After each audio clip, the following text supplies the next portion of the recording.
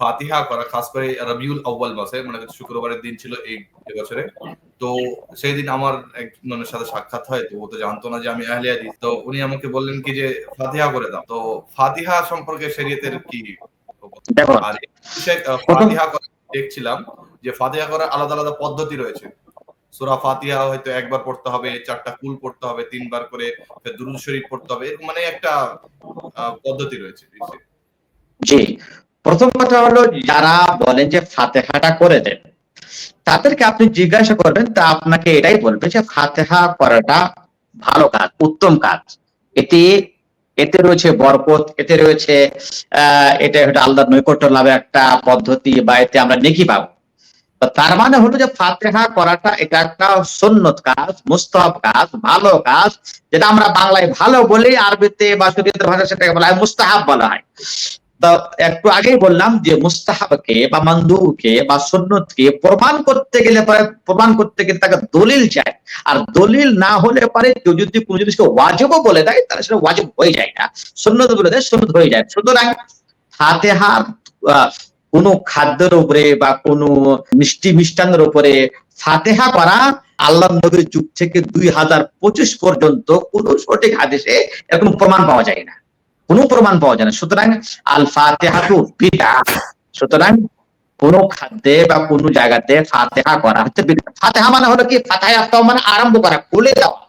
ফাতিহা মানে খুলে দেওয়া। তো সাধারণত যেটা ফাতিহা আমাদের ভারতে চলে, তার মানে হলো এই যে আপনি সূরা ফাতিহা 1 বার 3 বার, ওদের বিভিন্ন পদ্ধতি রয়েছে, 1 বার 3 বার 7 বার, এভাবে আপনি পড়ে দেন। এই ফাতিহা মানে আরম্ভ করে নাই, ফাতিহা মানে সূরা ফাতিহা পড়ে আর কিছু পড়ে আপনি আমাদের কাজটাকে আরম্ভ করেন। হাদিহি বিদআহ, এটা হচ্ছে বিদআত, কারণ এর কোনো দলিল নাই। সুতরাং যে কোনো কাজ আপনি আরম্ভ করবেন, যদি সে ভালো কাজ হয় বিসমিল্লাহ বলে আরম্ভ করবেন। আল্লাহ নবীর হাদিস, কুল্লু আমরিন জিবাজিন লা ইউবদা ফিহি বিসমিল্লাহ ওয়া আফতার, অথচ হাদিসটাকে অনেক উলামায়ে কেরাম সাহিহ বলেছেন, কিন্তু আল্লাহ নবী রাহমাতুল্লাহ হাদিসটাকে হাসান বলেছেন। সুতরাং আমাদের শরীয়তের বিধান রয়েছে বিসমিল্লাহ বলা। জি হাজী শেখ, এখানে ওনারা দলিল হিসাবে আমি দেখছিলাম ওনাদের যেগুলো খাস মাওলানা রয়েছে, ওনাদের যে দলিলগুলো রয়েছে, সে যেমন আপনি বলেন কি যে কোনো কাজ শুরু করার পূর্বে বিসমিল্লাহ বলতে হবে, রাসূল সাল্লাল্লাহু আলাইহি ওয়াসাল্লামের আদেশ রয়েছে। তো ওনারা বলছেন কি যে বিসমিল্লাহ যখন বলতে হবে, তো কোরআনের এটাও একটা আয়াতের মধ্যে সুমার হচ্ছে।